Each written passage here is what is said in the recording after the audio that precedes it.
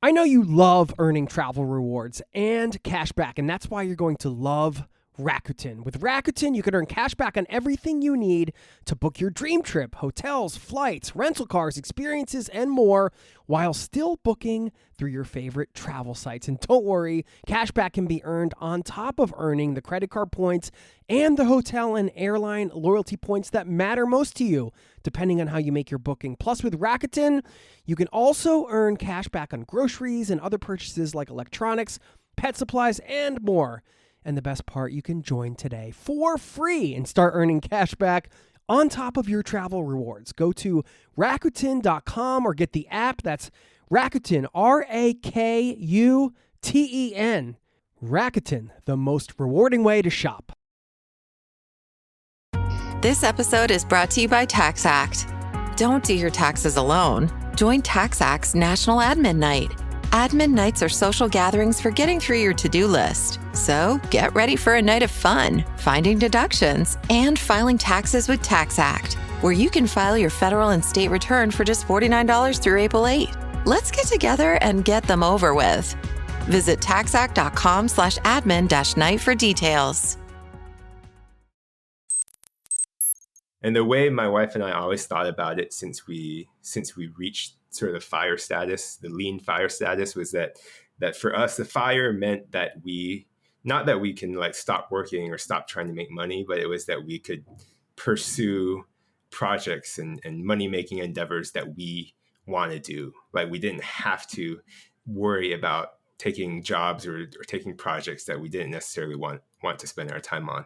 That is today's guest and my friend Maxwell Lee talking about his philosophy around lean fire. FIRE, of course, is an acronym for financial independence, retire early, something that him and his wife have been able to do using geo arbitrage, living overseas, going nomadic for a little while, now settled down in Taipei. So there was a lot to unpack in this conversation. FIRE is one of the many ways people design a life of travel, and it's pretty unique. So I had my chance to pick Max's brain to get some of his financial advice, talk about FIRE, one of the topics of this show, and also Worldschooling, something that anybody with kids who wants to travel for a longer period of time might be interested in. So you'll get some education and insights on that, including what unites the Worldschooling community. What brings us together is one, kind of being in a different place than where we're from, and then two, really thinking that the exposure to these different cultures is helpful to the entire family. And another amazing part of Max's story is he's chasing his dream of making it in music overseas. What has that been like for him? What can we learn from that? We'll dig into that. You'll also get his 3 top hidden gems, including a Canadian city, which he says, quote, punches way above its weight, and much more. It's all happening in this episode right now. So buckle up, strap in. Thanks for being here, and welcome to the Zero to Travel podcast, my friend.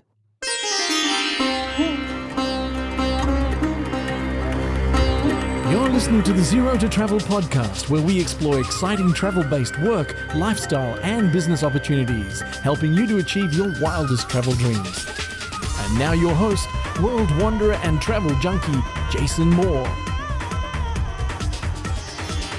Hey, what's up? It's Jason here with ZeroToTravel.com. Welcome to the show. Thanks for being here and letting me bring a little travel into your ears today. This is the show to help you travel the world on your terms, to fill your life with as much travel as you desire, no matter what your situation or experience. Max, of course, doing it all on his terms. I mean, I love it. He moved overseas, did the nomadic thing. He's chasing his dream. It's an awesome story, and we're going to dig into it, and plenty of takeaways and food for thought, including what I thought was a really great tip around how to accelerate any goal you have, whether it's travel, life goal, and you'll hear that. Listen for that in the interview. You might catch that. I'll talk a little bit about that on the back end, as well as leaving you with a quote to wrap this one up. Before we dive in, don't forget zerototravel.com/newsletter. It's free. It goes out once a week, and it's where I can keep in touch with you off the pod. So please sign up if you haven't done so. Thank you so much for listening. Now, please enjoy my conversation with Max. You can check out his work, his music over at YouTube, The Project Maximus. And at Firewalking Journey is another one of his YouTube stations. We'll link up to that in the show notes. Thanks for listening. I'll see you on the other side, my friend. Cheers.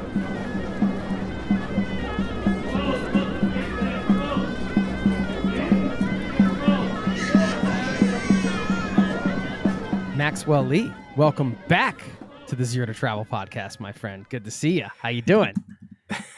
Thanks, Jason. I'm great.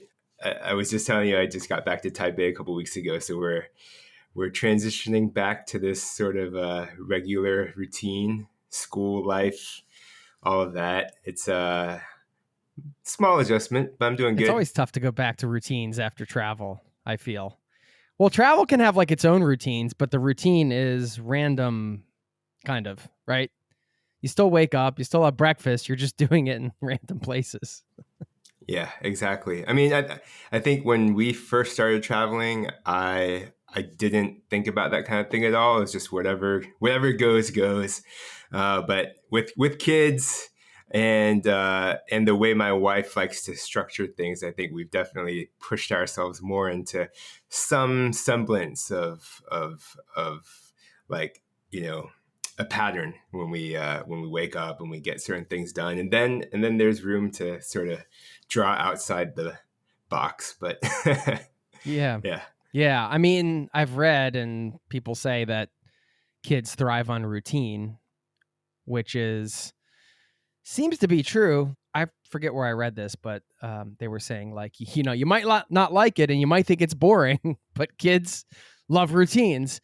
Obviously, they're adjustable, like the most flexible humans around, children. I mean, they'll adapt to anything, but there is something like, our mutual friend Travis, I know he was, with the kids in different places. And I think it got a little tough sometimes, as it can when you're traveling with a family. And I was wondering if part of that might be like the lack of sort of routine, being in the same place and having sort of the same daily setup. What do you think? I think routines make life easier, especially when you have a family unit to take care of. But I don't think necessarily that the kids need a whole lot of routine or structure. I think they need stability. They need to be able to count on certain things, certain relationships, certain things that they enjoy. You want to be able to provide that base for them to have those things. But I don't think they necessarily need like the same schedule, the same routine, that kind of thing. I'm not sure about, but stability, yes, that's important for kids. Yeah, and development. So yeah, doing the same thing every day you can't do that. Like that's not living, right? But I know what you mean. There's like a little balance in between.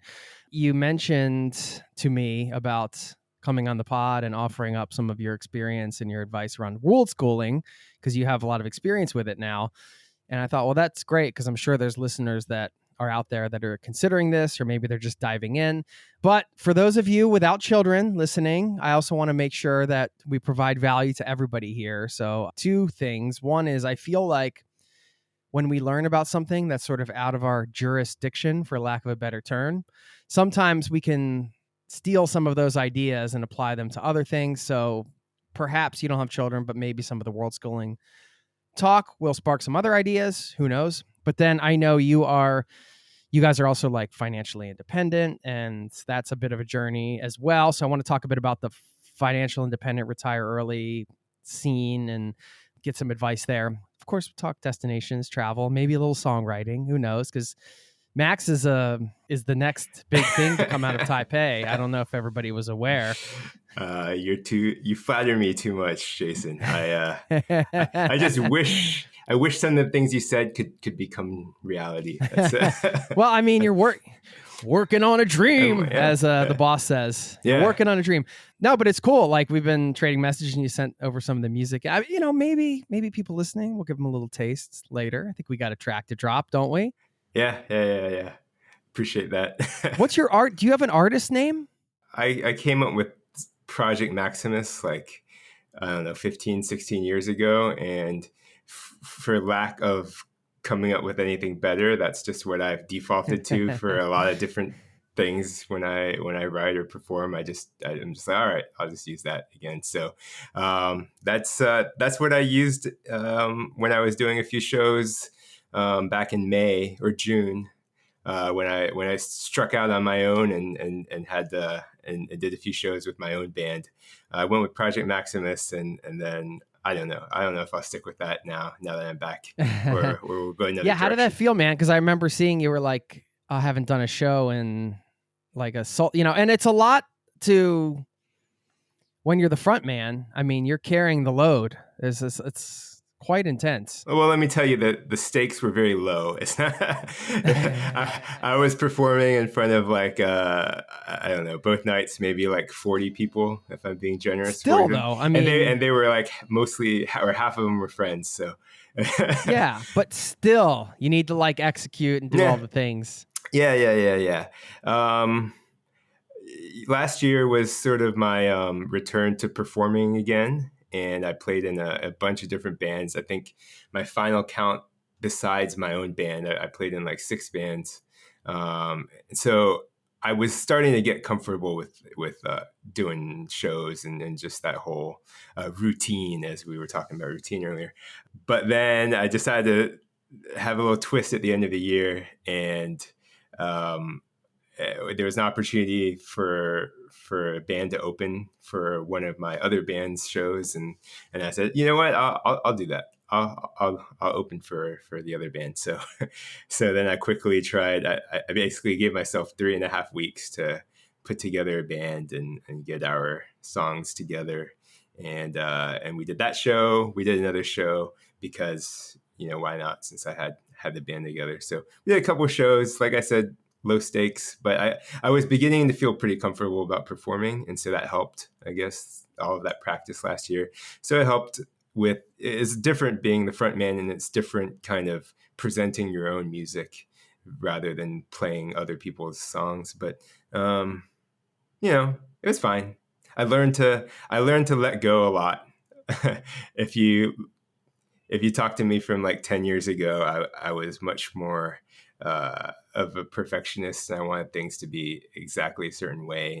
And now I think it's really important now that I've learned to let go. And so that helped a lot. Just, you know, who cares? It's, you know, all the little details. Yeah. I think that's an important part of creativity. Like, you have to let go of especially the idea of like, what will people think of this? Because then you can't put anything out there. I'm sure everybody's been through that struggle, even if it's just posting something on social media or whatever. Like, you know, everybody can relate to that. Also, the greater lesson I wanted to just pull out before we get into the Worldschooling stuff is, I mean, everybody knows this, and it's so silly, but it works like gangbusters, is when you want to do something and you're kind of afraid to do it, and then you make like some kind of commitment like that. Like, you're like, well, I booked this show, I have it in 3 weeks. Now I got to find a band. Now I have to like put all this together. We have to practice. It's just like, it accelerates the whole deal. And like, people know that's why these like 5K runs make so much money, right? Like, they travel around, like, people will sign up for like a 5K run. Well, you could just go out your door and run 5K or whatever, or 10K or a marathon. But there's something about, of course, the community thing, and also the accountability of committing to something, paying for it. So you got like money on the line in the marathon case, or like in your case, you're going to pay for it like publicly if you screw up, if you don't get your stuff together, if you don't get your act together. Literally, he was literally getting his act together, folks. It's not always you can say that. I just want to throw that out there, because somebody listening might be like, you know, yeah, I haven't done that kind of thing in a while, because it's like, we booked a studio for the band here, book studio time, and we were going to record like almost the whole album live, and we're like, well, we have to like practice these songs constantly, because like, we're not going to go into the studio and waste a bunch of money, you know. We just not going to do it. Maybe somebody can take that as a challenge to commit to their next thing, and maybe that's going to be Worldschooling for somebody listening. You guys, family of 4, 8 months nomadic, part-time Worldschoolers, you said, with some of the info you advanced over to me. I guess just explain what Worldschooling is, because there's like unschooling, Worldschooling, homeschooling. There's all these terms, and I think I get confused, and I have kids, and maybe that's because I haven't like dove in deep enough. I don't think anyone should get too hung up on the labels. It's and like precise definitions of each thing, like you said, unschooling, road schooling, world schooling, all this stuff, homeschooling, online school. They have their own buckets, and it means something different to each person. But I think overall, when I say world schooling, personally, I just mean anybody who is incorporating sort of travel and exposure to the larger world that we live in, incorporating that into sort of their kids' upbringing and their education. So there's people who I've met along the way who are, from the States, living in whatever XYZ city in the States, grew up there, going to school there, but then every break that they get, they go travel somewhere and they do it that way. And that's totally fine. It's totally legitimate. And they contribute to the world schooling community just the same. So if that's all the time you have, if that's the only opportunity you have to bring your kids somewhere else, that fits. That works too. Yeah. And then of course you have some people who are on the road for 6-7 years now and counting, and that's another extreme to all of this. So We'll get back to the interview in just a moment. I know you love earning travel rewards and cash back, and that's why you're going to love Rakuten. With Rakuten, you can earn cash back on everything you need to book your dream trip, hotels, flights, rental cars, experiences, and more, while still booking through your favorite travel sites. And don't worry, cash back can be earned on top of earning the credit card points and the hotel and airline loyalty points that matter most to you, depending on how you make your booking. Plus, with Rakuten, you can also earn cash back on groceries and other purchases like electronics, pet supplies, and more. And the best part, you can join today for free and start earning cash back on top of your travel rewards. Go to Rakuten.com or get the app. That's Rakuten, Rakuten. Rakuten, the most rewarding way to shop. This episode is brought to you by Fandango. People say fans are too distracted these days, but the truth is, when a great movie hits the screen, you show up, you stay glued, invested, part of the story. And without fans like you, there'd be no cinema magic, no shared moments. So head to Fandango.com to get tickets, stream, or rent or buy top movies and series. Fandango loves fans. Now, back to the show. I think if you can give us the sort of the 101 for, let's say, the people listening that want to take like 3 months or a gap year or something like that. If they do that, they're going to learn how it all works, and then they're probably off and running and figuring out their own style. And I'm sure like anything, it's a bit of a journey, like trying to figure out how to find the balance on things. It's so easy to focus on the kids and their experience, but the pros and cons for the parents, I think, is really important, because if you're not happy as a parent with the whole situation, like this is why I won't probably be nomadic with my family. Like I was a nomad before, but I don't really have a desire to be nomadic because I have no desire to like figure out all the schooling. I don't want to do any homeschooling. Like I would just be miserable. I need like my own space to kind of have time and create. And, some people might say, well, you're outsourcing your schooling to, everybody. Like you get all opinions, right? You might have people that are like, that's, stupid. If you have the flexibility, you should like homeschool them. And then you'll have other people that be like, just put them in school and we'll see them in 10 years or whatever. I mean, not literally, but just as a parent, I think it would make me a worse parent because I don't want to have to help like force them to go online, to do online learning. I don't want to like deal with the learning stuff. I don't want to like track everything. I just don't want to do it. And again, maybe those are like limiting beliefs, but I just want to get your take on the pros and cons for parents, because I think that's almost more important, because if the parents aren't happy, you're not going to be as good of a parent. And then if you don't like that experience, and then that's going to like affect the whole family dynamic. Right. Oh yeah, definitely true. I think if we're looking at the overall all-encompassing world schooling umbrella that I'm saying applies to so many people, as long as they're just looking to incorporate different cultures and the international exposure as part of their kids' education, then I think we can find a place where you would fit in and where you'd like to go. Okay. Because Okay. you don't have to be, I guess, a nomadic in the sense of moving frequently or moving every whatever cycle you want to look You at. could be a slow mad. Yeah, you could look at it as like a 1 year term somewhere, and then maybe you renew a second year in that same city, or you choose a new location for your family to adapt and learn about a different culture, all of that stuff. So I don't know. Should we talk about you, or should we talk about you mentioned No, I was just bringing that up because, like, there might be some other people listening that feel the same. Yeah. But then this is exactly what I want, because if this is preventing somebody listening from doing like a gap year, now you can educate us and tell me why I'm wrong. Tell me why, like, it'll still be a good experience for me. Again, that doesn't mean like I want to do it for 10 years, but why would it be a good experience for a year? Yeah. Well, let's touch on some of the concerns you mentioned for yourself. Online school, getting your kids in front of the computer, that's not necessary for world schooling in a few different ways. Okay, I won't move on. Actually, let's sit on that for a second because my mind wants to cover everything you said.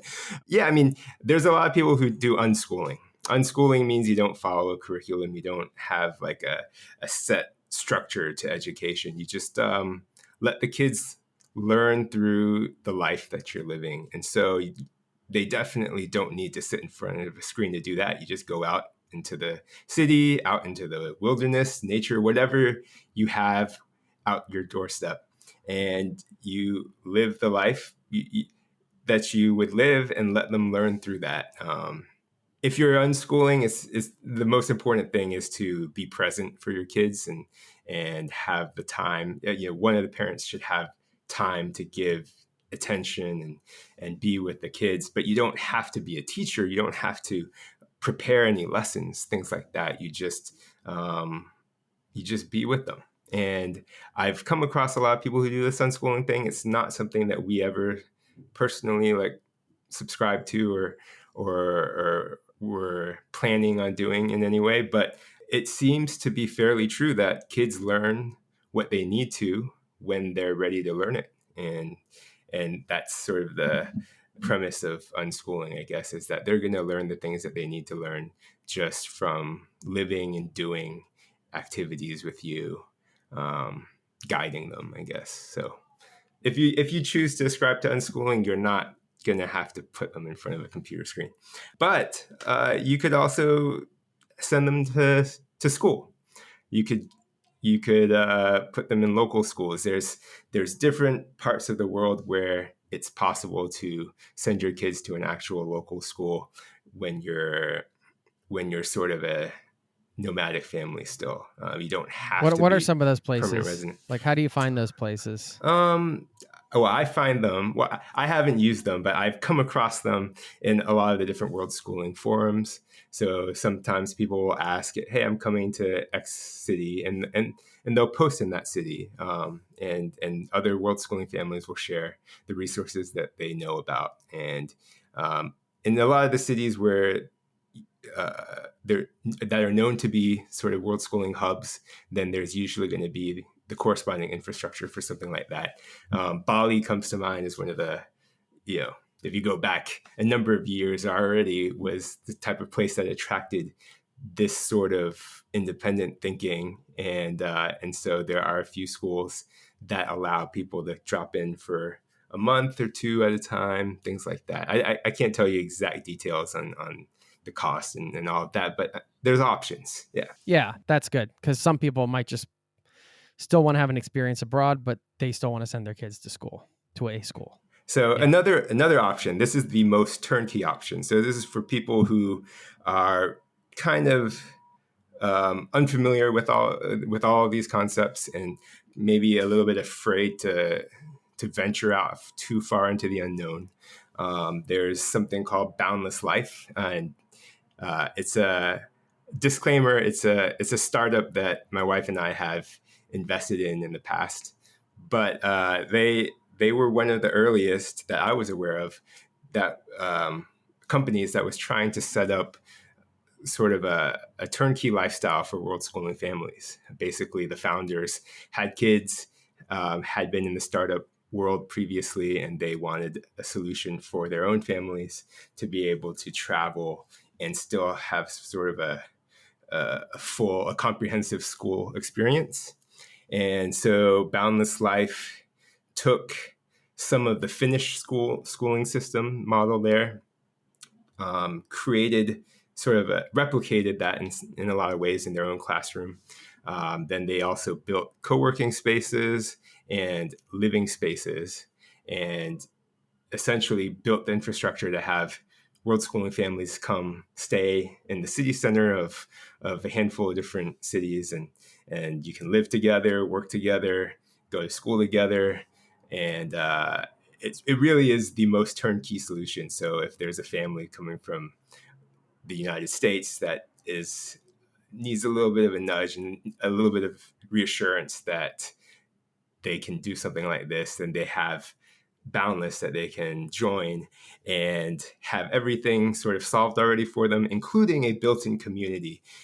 For better or worse, I'll say it's sort of a built-in bubble of Western families from around the world, kind of dropped into a historic city center in Europe or Asia, and it provides the safety and security of having a built-in community and all those solutions already in place. And so your kids would probably walk to school with some of their classmates, and you can do your own thing while they're in school, and you don't have to fight with them or get them to sit in front of a computer. Yes, I'm familiar with that organization. So yeah, thanks for sharing that. I know it's very expensive too. You pay for that turnkey solution. It is. It's all relative, I would say. I understand why it's considered expensive, because a lot of the world schooling community is do it yourself, and we talk about costs, and I think a lot of times the families that are wanting to do this are looking to lower their living costs, and so from that standpoint, it is expensive, because you can, if you're willing to do it on your own and go to these lower cost of living places, you can. For a lot of world schoolers, I found people are looking at this as an opportunity to lower their costs. And so Boundless probably doesn't do that. Now, if you're sending your kids to a private school somewhere, then I think Boundless would be a lower cost. But yeah, it's all relative. If you're coming from New York, San Francisco, oh yeah, it's not bad. But well, you kind of broke this down, so that would be like the turnkey option. And then you have the full-time, short-term options. You have the free and low-cost options. I mean, do you want to, have you covered some of this, or do you want to kind of, like, if we're looking at a spectrum of costs and like styles of doing it, going from like we're on the budget option to, I guess this would be more of the higher end in terms of like cost. Right. Are we missing anything in the middle that you want to share? If you're looking for something that's cheaper, an alternative, something that just came from this summer was a World School hub that was basically community driven, community organized, community supported, community driven, that was free. So it's not commercialized at all. Nobody's paying into it and nobody's profiting off of it. And these were started by this family that I think their own company is called Bliss Investors. So they call these the Bliss Investors hubs, but they're not, like I said, they're not taking any payments for this. And they basically created a blueprint for people to operate hubs and for communities to just kind of take them over and run them on their own. Their first sort of official one launched in Kuala Lumpur this past summer.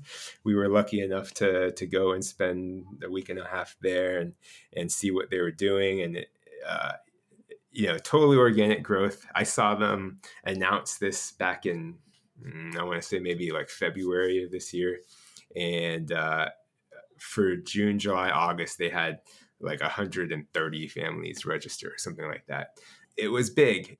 And I talked to some people just to kind of get a survey and get an idea of whether this huge turnout was because it was Kuala Lumpur and a lot of world schooling families are naturally sort of drawn to Malaysia and KL being the big city there, or if it was because of the hub that they came. And I was surprised to find a lot of people who didn't really have KL on their radar until the hub was announced, and then they decided to come be a part of it. So yeah, it was great. I mean, there was activities and meetups almost every day of the week.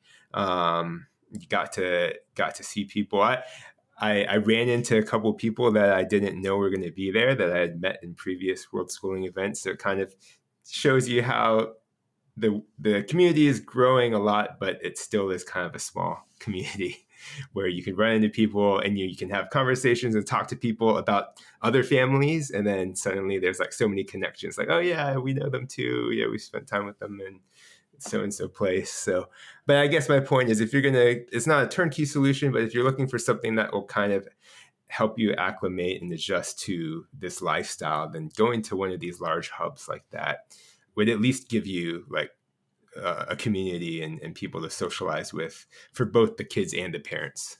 Yeah, Yeah, I'm I not think surprised that like exploded like that and people showed up just for that, because that's the thing. You want, like, it's one thing to be an adult and be like, I'm going to put myself in whatever situation as a traveler, and it's on me to connect with locals and like meet people and stuff like that. But to put it on your kids to say, yeah, okay, go make friends with some local kids, having a built-in community where you can just show up and there's going to be other kids to play with and stuff like that. I mean, that makes it easier for everybody. Like the whole "it takes a village to raise a kid" thing is true. Right. And when you have other people helping out, that's super helpful. Yeah, to your point, like even in the World School Hub, sometimes for the KL one, for example, is so big, and the first meetup we went to so massive that my older kid was kind of frightened and didn't know what to do when we first arrived, because there's just so many people. It is not like some other meetups that we've been to where it's just a dozen folks and then you all meet and mingle very quickly. But this was like, whoa, where do I start? Who do I talk to? Kind of thing. But even then, after the initial sort of 10 minutes, there were some group activities and it kind of broke the ice. And then he was golden after that. So yeah, cool. Maybe you could send us some links for, I don't know if you have like links to find the hubs or, any of the things you mentioned. Sure. Yeah, I'd be happy to. I mean, I guess the impetus for me wanting to chat with you about this was because 5 years ago, when I first started diving into all of this world schooling stuff, it was all very loosely organized. And if you wanted to find information about different things, you'd really have to go dig a lot to see what was out there, and nothing was very clear. And now there's still a lot of stuff where you do need to go digging, but there's also these hubs, like I just mentioned, that are front and center, that are very well explained and marketed, even the free ones. And I think that goes a long way in just making people more comfortable with a leap, going to a new country or new city, and knowing that there's going to be people they can connect with. I want to say, like, world schooling is not a monolith either. It's not like there's this same way of thinking across the board in the community. You'll have people who are very, very ardent homeschooling families, and they really dislike sort of the traditional school system wherever they're from, and they're very hardcore about their methods of teaching their kids. And we weren't like that at all, and there's a whole spectrum of people. I think what brings us together is one, kind of being in a different place than where we're from, and then two, just wanting really thinking that the exposure to these different cultures is helpful to the entire family. And speaking for myself and my wife, I think what we want to get out of it is showing our kids that they have opportunities anywhere that they want. I mean, we're privileged enough that we can do that, that if there's something that they want to pursue, no matter where it is, they can do that. So they're sort of opportunities without borders or something like that. And so it was something that I kind of didn't think I didn't have that mentality when I was younger, and so I want to kind of make sure that my kids know that they can, that they're not restricted by sort of legal boundaries. Yeah, and if you want to hear Max's full backstory, we did the transition to travel episode that we can link to, where we like talked to you very early on in your journey, and then we talked to you after like sort of doing the nomad thing and settling down in Taipei. How long has it been since you started traveling and then moved? And our very first chat before we launched on our sort of nomadic period was almost 3 years ago. It was December of 21. Yeah. obviously kids are growing and changing all the time, and so are we as humans, adults as well. But if you think back then and over the like 3 years to where you guys are at now, how do you think that all of the experiences have impacted you guys as a family, as individuals? In retrospect, I can say a few things definitively. One, I think that this has been the greatest period of my life. Like when we left our home, which was in Miami, right after the first time we had the first conversation for the podcast, I would say like there was sort of a switch in my life, and I had a great life before that. It's not like I was complaining about things, but it's just sort of a rebirth. Like I have so many tremendous memories from our 8 months traveling around. I just, whatever it might be, some music, some image or pictures that I look at or whatever, I get memories from that 8-month period frequently. And I'm like, that was such a good time. I think I realized that during that period of time, maybe it was because of my kids, that their phase in life or whatever, but I got to spend a lot of time with them in that really fun period of development for kids. Because what were they, 3 and 5 or something like that at that time? So I just look back fondly at the past 3 years and in a very different light than prior to that. I don't know. I just honestly, that's how I feel. I've been so happy and is like something just kind of opened up for me. And it goes into moving to Taiwan as well. I really love being here. But I guess I can see a few differences kind of living here now and having a permanent base. Not just good and not just bad, but there's differences in what I was just saying with the time spent with my kids. I think because we were fortunate enough during our nomadic period that I didn't have to work. It's not like I was logging in remotely to work. I think I just had more opportunities to do things with them, and every day was a different kind of adventure. Whereas now in Taiwan, I'm sort of living a more structured work life situation, and plus they're in school too, but it's taken away a lot of the ability for me to give them attention and time, and I've had to kind of recalibrate. It's something that happened towards the end of this past school year when I was in the throes of music and getting my act together, and I realized that last month was so hectic that I really needed to refocus and spend time with my kids again, intentionally. And that was the summer vacation. So so things worked out. But yeah, that's something that I noticed was the difference between our world schooling adventures versus our expat sort of settling down in Taiwan. Amazing to hear how life has opened up for you, as you said, in different ways. It's just the truth. It's just how I honestly feel. And I feel like I should hide it a little bit or something, just because I feel bad. Since our first chat, it's all because of you. Whatever mojo you gave me.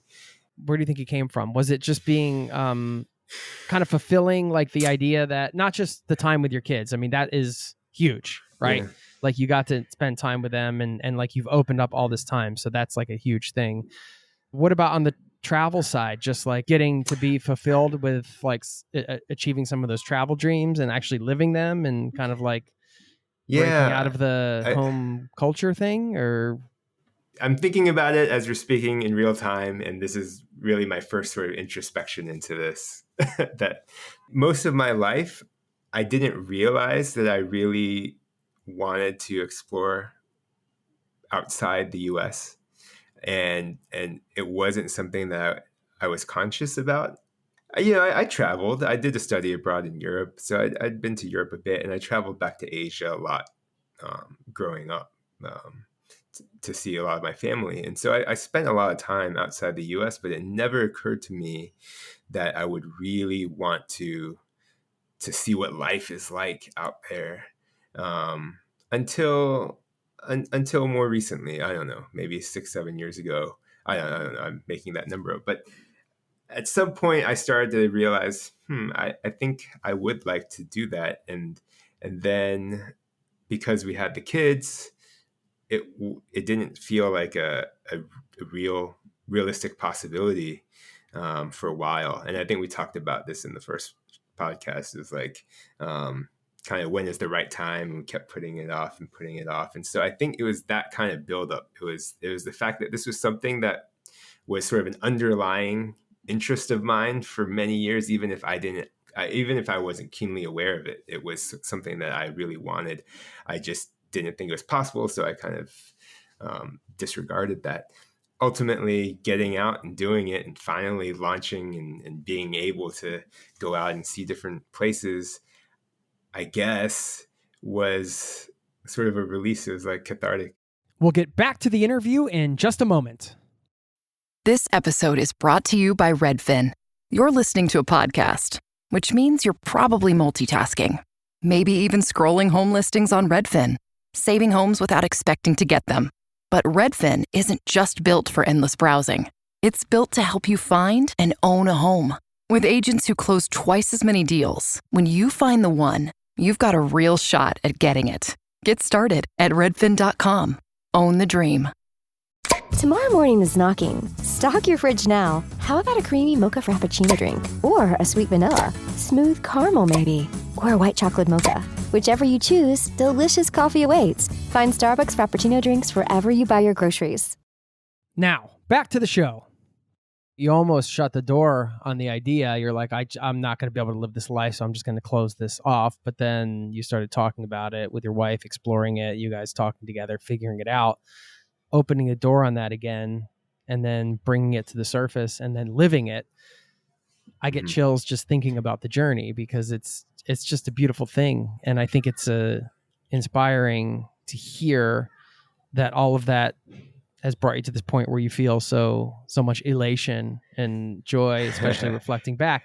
And I just think it's good for all of us listening right now to your story to kind of remember, like, maybe we never completely should shut the door on anything that we feel like is a big underlying thing. But whether it's towards the surface or deep down, let's just keep the door open a crack, right? Yeah. I'll say, like, I spent time in other places, like I said, but I never, and I would think, oh, it could be cool to live in a place like this, when I was in my parents' hometown in Penang or something.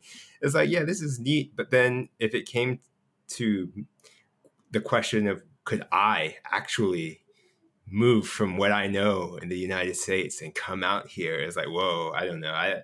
That's a whole nother thing. And I would never actually think that would make sense, or that would be the right decision. I was all about sort of doing what was right. And so being practical, you mean? Where, like, yes, that kind of thing. Yes. Okay. Yeah. Yes, exactly. Well, that kind of leads to the next thing, because for people that are interested in, like, the financial independence, retire early movement, which I think is inspiring in its own way, because I do think it's great to have, which, like we were talking about over text before this, I'm like, I have a hard time, like, figuring out the number and, all this stuff. But the idea that you can just, instead of just resigning yourself to the fact that, this is what I love about FIRE. And there's all kinds of, FIRE is the acronym for financial independence, retire early. And then there's, like, all these different versions of it. There's, like, lean FIRE, where you're like, you're eating ramen noodles for 5 years or whatever, and putting everything in an index fund. I don't know. I'm generalizing, of course, and being stereotypical. So, like, there's different sort of versions of it, but that's the overarching philosophy. And what I love about it, whatever, I don't know how I feel about the different versions of it. But one thing I think is great is that instead of resigning yourself to like an idea of that's just a made up idea that you just have to work until like X age and then you retire, you're actually getting more practical. You're like saying, okay, well, what does it actually take? How much money do I actually need to live per year? And then you have a number to shoot for. And then like when you hit it, you can just retire and you can hit that in 3 years or like hopefully not like 30 years, but you know what I mean? Like you have something to aim for, which I think is cool. But, on the other end, you're talking about the practical stuff. And then I think this is what ties in with this community. If you were going to say there's one big sort of value, and that might be, you have to sacrifice, you have to like cut back in order to put the savings away to get to the point where then you can use the savings to do what you want.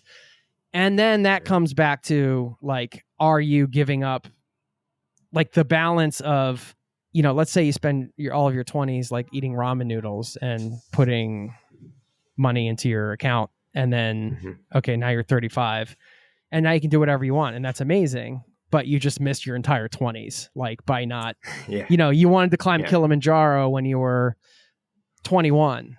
Not like 38. Yeah. Again, I'm generalizing, but that's sort of the thing. I think people, a part of this community, I feel like we're very experience driven. That's one of the values that binds us. Right. And so to now say, not that you can't have experiences when you're saving money, they might just look different, but you're thinking about big travel experiences with costs and, things like that, or going nomadic, like, is that in line with, you get what I'm saying? So it's like, of course, there's many shades of gray, but I'm just curious, like for you, was it worth it? What's your advice for people like considering FIRE, but want to balance it with spending money on travel? First of all, let's say for FIRE, I think the key aspect is understanding what you're spending. I think that's sort of the linchpin to making FIRE work is understanding what expenses you have and what expenses you plan to have in the future. And so it doesn't have to be necessarily a sacrifice. I don't know if sacrifice is the best way to put it, because if you're sacrificing, I don't know, some activity that you're thinking about doing, but you don't do it because you want to save that money, it may not be a sacrifice because what you're doing is lowering the amount of time you need to get to reach your FIRE goal or your number. And so if you actually spend the money to do that activity, maybe that's the sacrifice, because now you're forcing yourself to have to work another. So I don't know if sacrifice is good. I think it's more like maybe a compromise, and the compromise comes from understanding this is the trade-off. So I really need my coffee. I don't drink coffee, but like if I was somebody who really needs their coffee every day from whatever coffee shop they like, that feeling of going into that place and seeing the people just like getting their day started that way. Okay, this is your expense every day. Now let's budget for that and then see what the trade-off is. And so it goes for all the expenses that you think you will have and that you need to prepare for. And so I think I would think of it that way, like as trade-offs, not necessarily a sacrifice, living the FIRE life. You said there's a lot of different types of FIRE, lean FIRE. There's also fat FIRE, which my wife likes to joke about every time it comes up. Fat FIRE is just like being super wealthy. But I actually spend time in the fat FIRE forums, and it's interesting. Like okay, on the surface, there's a lot of ridiculous stuff that you see conversation being had. Like people are like, "Oh, I have 6 million net worth. My target is 10 million. Can I retire like in a year or two? Like, am I going to be able to make it?" Or can I, and like we're all sitting here, thinking, okay, you're just rich, and that's kind of a silly struggle to have, but when you really break it down, the point is that they have a certain lifestyle that they want to live, and they have to crunch the numbers on whether they can stop working and maintain that lifestyle. So whether you're talking about flying first class, business class, or you're just talking about getting your coffees every day, knowing what those numbers are really helps to break down what you need to do achieve your long-term fire goal. So I think that's the key is kind of just having a handle on what your expenses are and what your goals are in your life that you want to be able to afford. And you guys did it with real estate, right? Yeah, we did it through real estate. I want to say personally, because I always have this imposter syndrome, and I felt this when you messaged me yesterday, saying you wanted to talk about fire. It's like, we're lean fire, and we wouldn't be able to be sort of financially independent if we weren't living in Taipei right now. With lower costs. If we were in California, which is another place we'd like to be, we're not getting by without working or without generating more income, active income. So it, definitely the expat or geo arbitrage piece of this equation is important for us to be sort of fire. And the way my wife and I always thought about it since we reached sort of fire status, the lean fire status, was that for us, the fire meant that not that we can like stop working or stop trying to make money, but it was that we could pursue projects and money-making endeavors that we want to do. Like we didn't have to worry about like taking jobs or taking projects that we didn't necessarily want to spend our time on. So that was the biggest thing. It brought us that flexibility to choose what we spend our time doing. Not that we don't have to think about making money anymore. We're lean fire, and we want to be more than lean fire. We want to be able to move to California and not have to work. But that's quite an ask right now. But that would be the goal. That would be the goal. So we want to figure that out. Yeah. The geo arbitrage piece, I think, is very relevant to this audience. Thinking, okay, if you're trying to like calculate your number, you think you're going to spend 5 or 10 years living in some place like Nicaragua or something, well, then your number's probably going to look a lot different.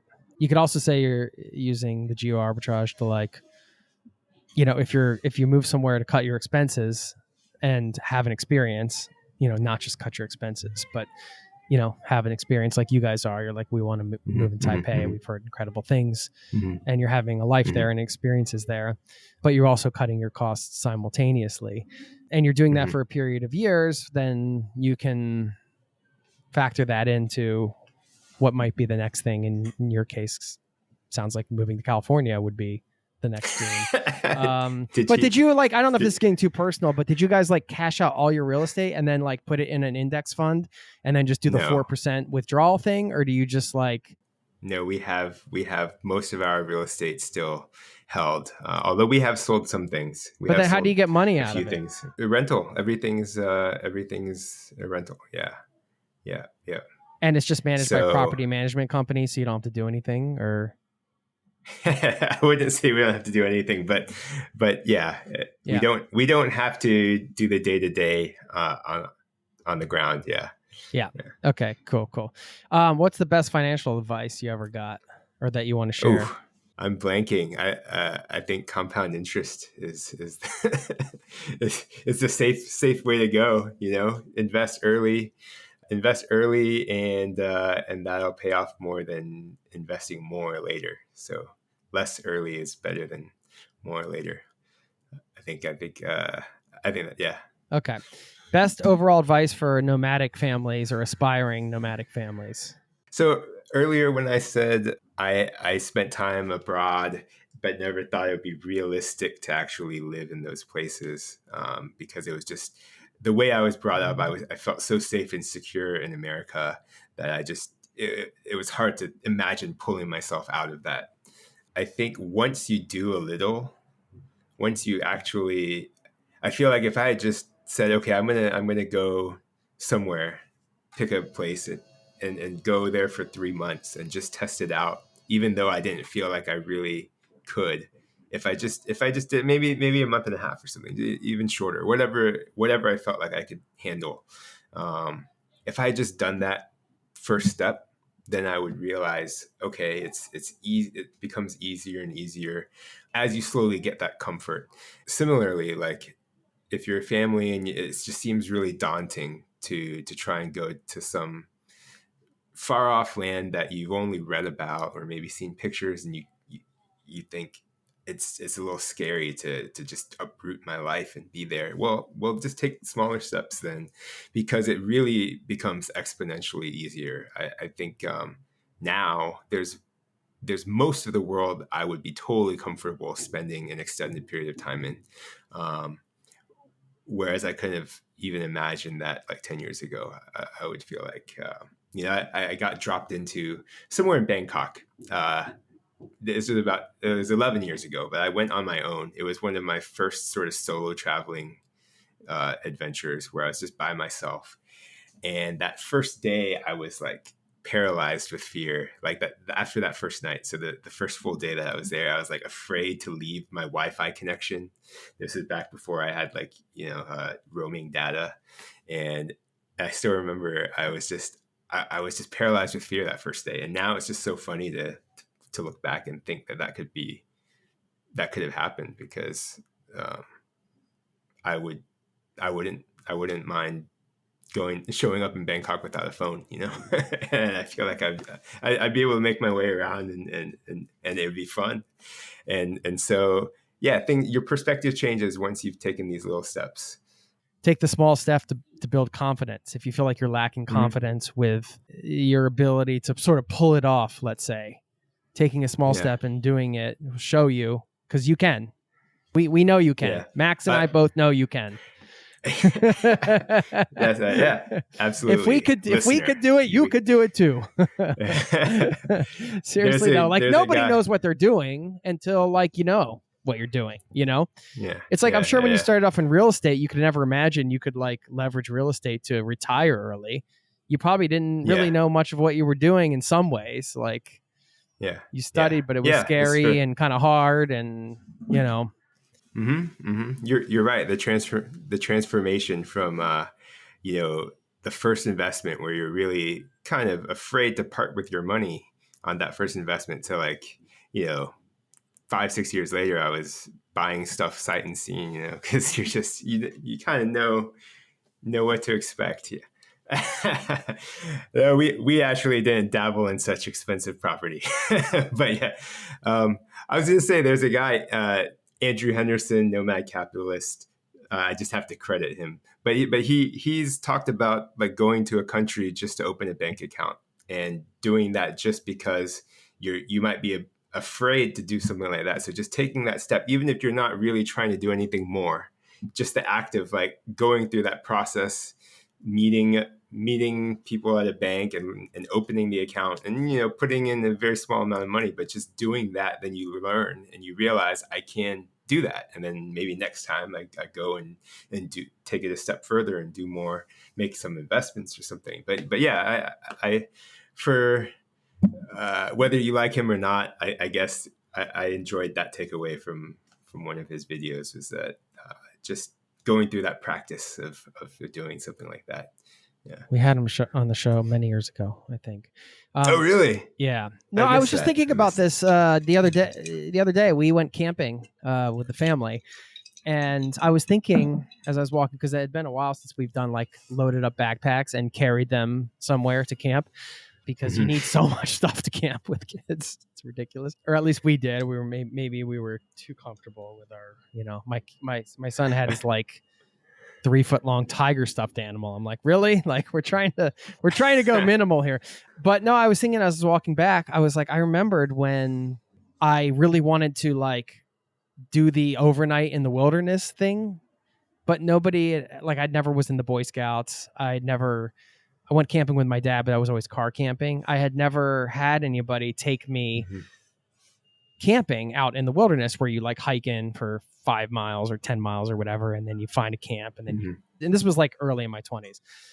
And then I remember like being like, well, like it's not rocket science, just like you get a stove and you get like a tent and you get all the stuff and make sure you have water, and then you just do it. And I remember just like being like, duh, like I just have to get the stuff and do it. But I was still scared because I'd never done it before, and nobody ever showed me how to do it. But then I did it and I was just like totally fine. I'm like, this isn't rocket science. Like just Put the stuff in the backpack and walk. And when you're tired, pitch a tent. It's I don't know. So same kind of thing, like it sounds silly, but like we all have those things. And I think those things still like pop up later in life too. Like I'm working on a new project idea now and I'm like having the same sort of fears because I've never done it before. And I don't know the answers to the hard questions, but you just got to keep pushing forward. What is your 3 hidden gem destinations that you think more people should know about? Okay. I'm so mean, aren't I? Yeah. No. Yeah. You did warn me though that this might come up. So I mean I gotta preface by saying that when I think of hidden gems, it's like an undiscovered place, right? And I was just saying this to my wife, like we aren't hidden gem kind of travelers. We love big cities. We like exploring places that people know already. So if we approach it with the idea of what's underrated, maybe that would unfold differently. But I do have answers for you. So for hidden gems, I was just going back through all of my travels. I think Calgary. It's not that well known, right? It's maybe the 4th or 5th city you think of, big city you think of in Canada.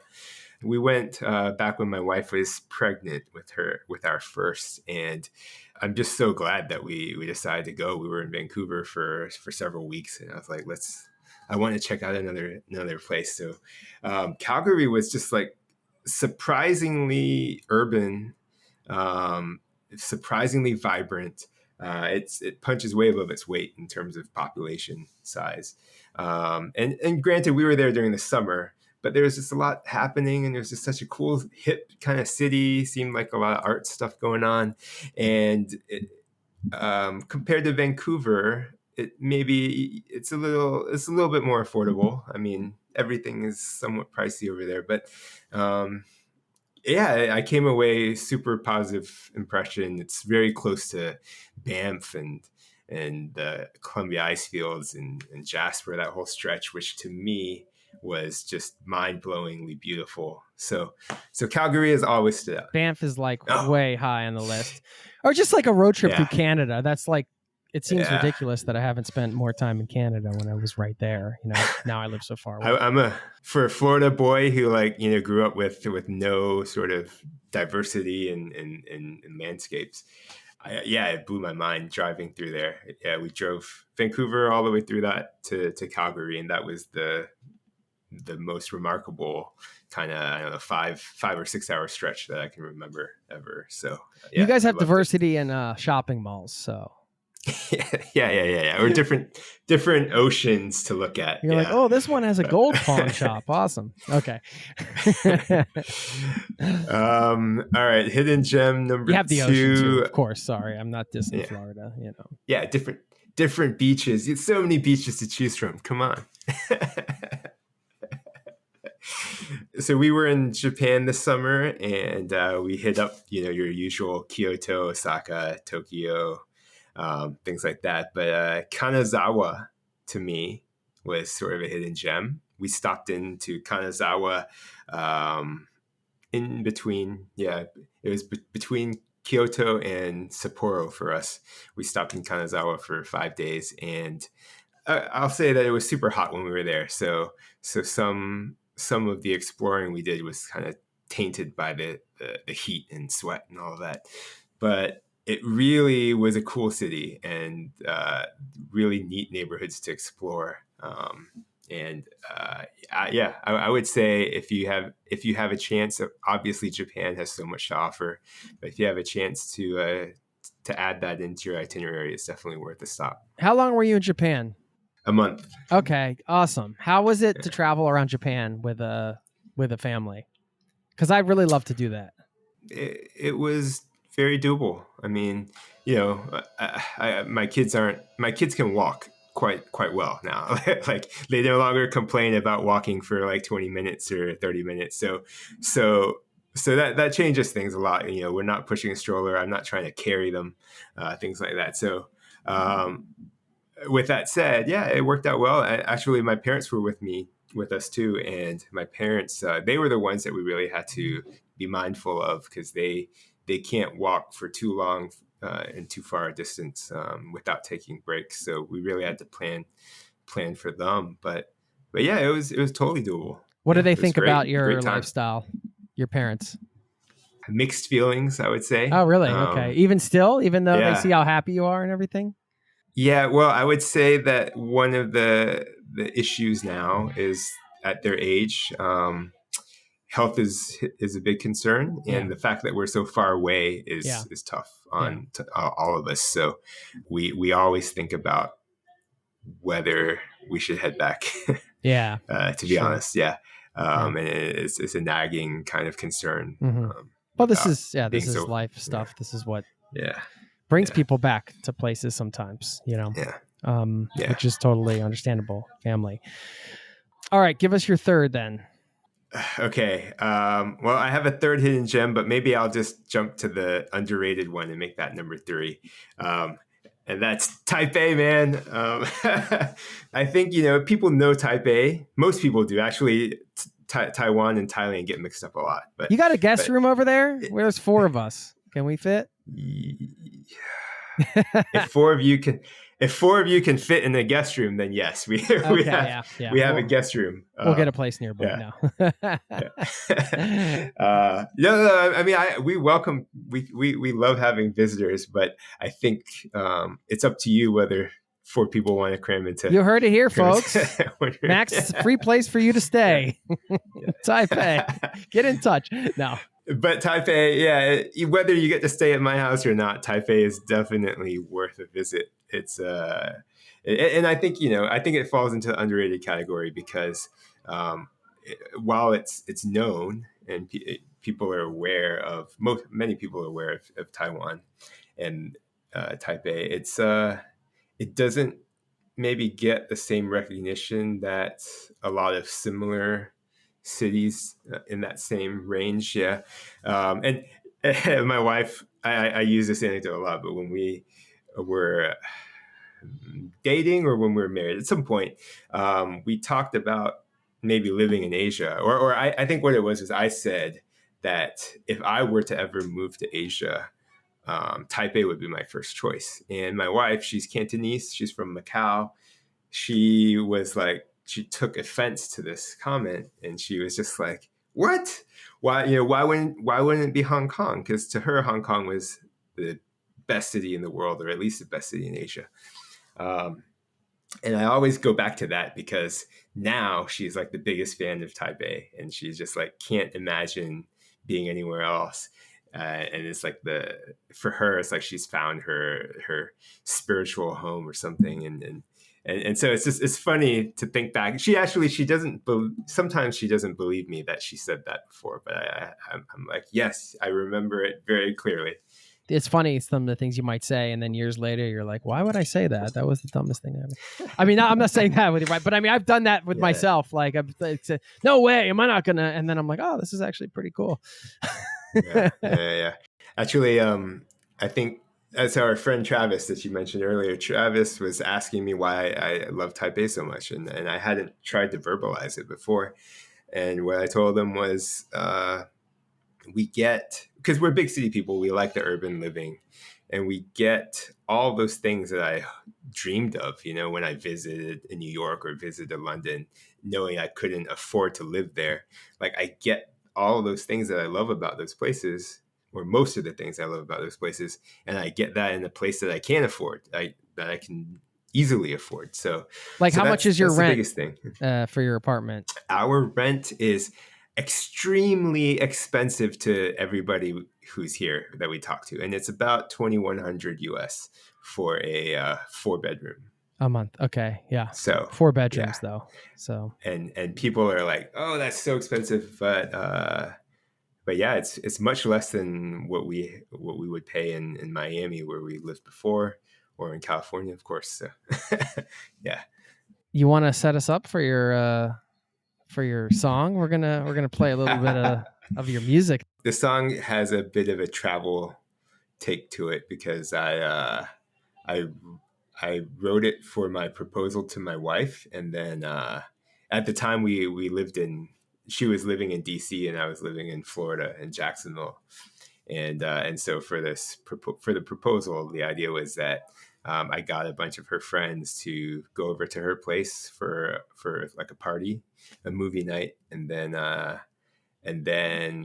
I recorded a video showing me kind of traveling from Jacksonville to DC and going up to her place. We recorded this while she was out of town, and so I went up to her apartment and then like knocked on the door and then like asked her to marry me, and then at the actual party, her friends put on this video for her to watch, and then it happened, and then I was there at the door. Nice. After the How video. romantic. So, All right. What a setup. so there's there's a little bit of travel in there. Yeah.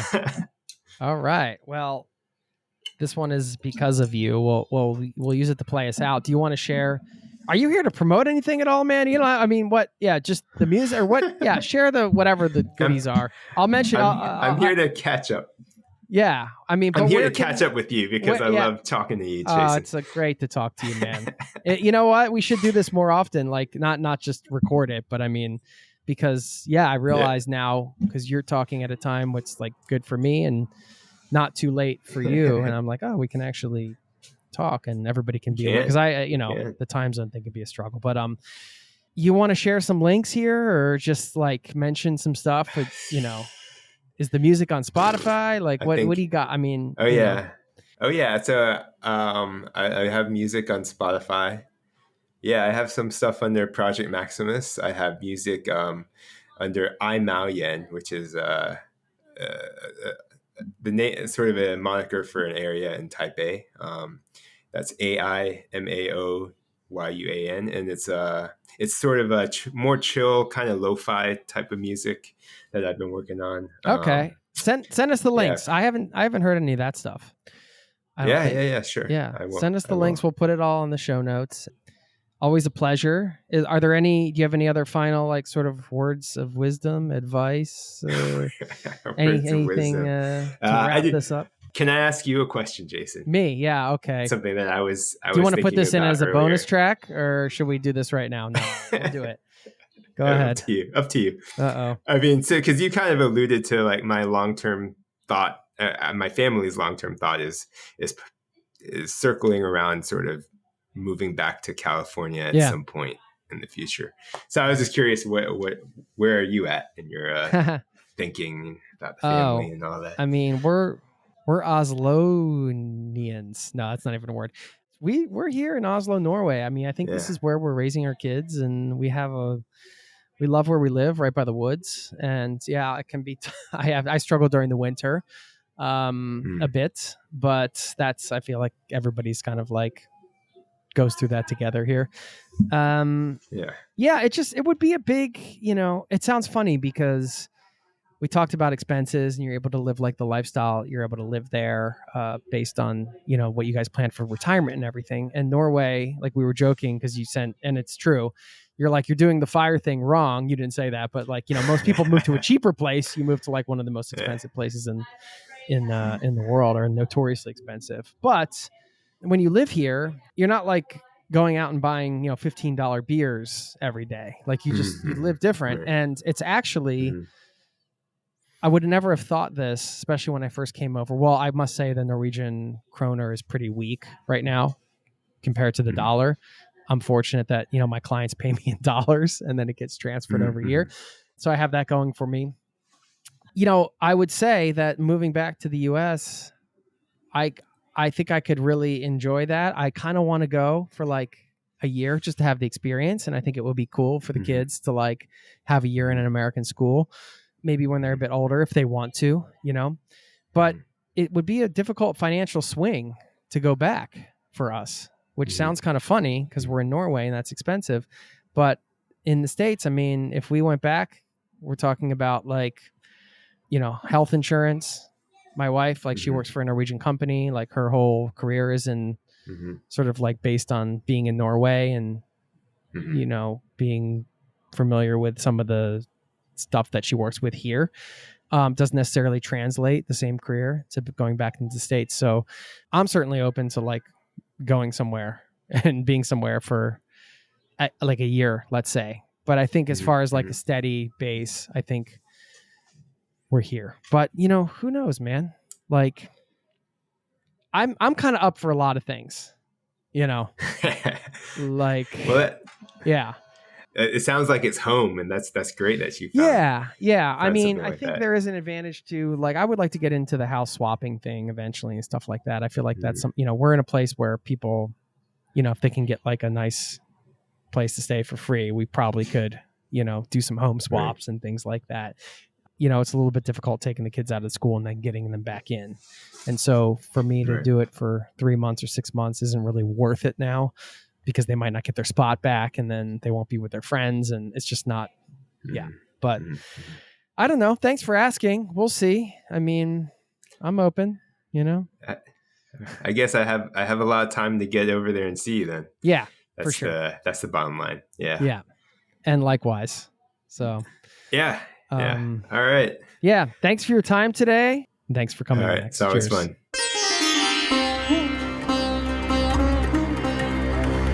Thank you once again to Maxwell Lee for stopping by the show at The Project Maximus and at Firewalking Journey on YouTube. Check him out. I will play you a little bit of one of his tunes so you can get a sneak peek.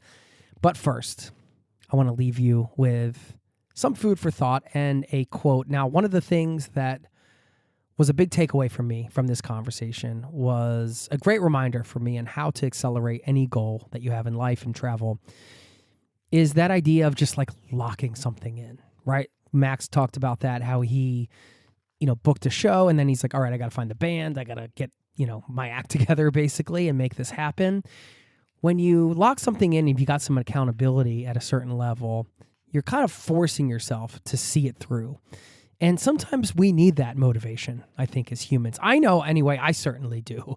And, if you are wanting to do something right now, I just wanted to throw that out there. Think about that. Like, is there a way you can lock something in to the point where you're just like, well, now I have to do it, and kind of use that to push you through?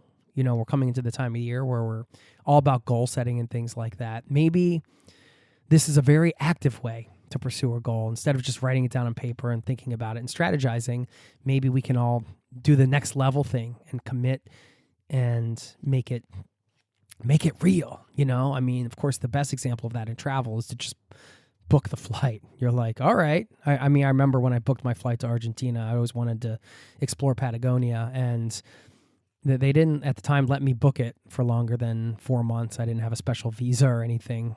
So I just tried to book a one-way ticket. And they said, well, you can't. You have to book a return trip. I said, how long can I stay? And they said, 4 months. I said, all right, well, then make the return 4 months from now. I had no idea what I was going to do, how I was going to fill the time, what jobs I would have to turn down to do the trip. But I just booked the ticket, and I was like, all right, this is happening. I'm doing it no matter what. I'm making the time and space for it. And yeah, you're forced to do it. And then I did it. I went on the trip, and it was amazing. It's some of the best travel experiences in my life. So anyway, if you are sitting on a dream, if you're working on a dream and you want to go to the next level, figure out a way that you can commit to something that provides you enough accountability and enough skin in the game that makes it uncomfortable, then you're most likely on your way. Anyway, just some food for thought there. And I'm going to leave you with a quote from the Buddha and something also I thought of this morning. First, the quote: as a bee gathering nectar does not harm or disturb the color and fragrance of the flower, so do the wise move through the world. I thought that was nice. And something I thought of this morning. This isn't just a quote. This is just a random thought I had. When you let go, you let in. I feel like that meant something to me anyway, so I wanted to share it with you. Okay, I'll play you out to the lovely sounds of the next pop superstar, Maxwell Lee. Check him out. Thanks for listening, and I'll see you next time. Peace to you and yours. Cheers.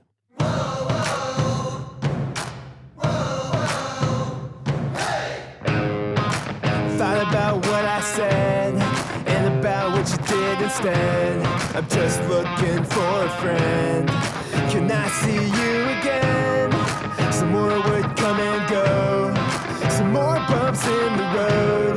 Nobody thought that this could work, but we're still on the phone. Wasn't sure about this feeling, I was afraid to let it show, till you made me believe in something I've never known. So, yeah, I'm flying so high, I can't hide it inside, shouting from rooftops, I love my baby, I can't stop smiling, cause I know you love me too. I'm walking on cloud nine, since you said you'd be mine. All of my friends think I'm going crazy, I can't stop smiling, it's all because of you.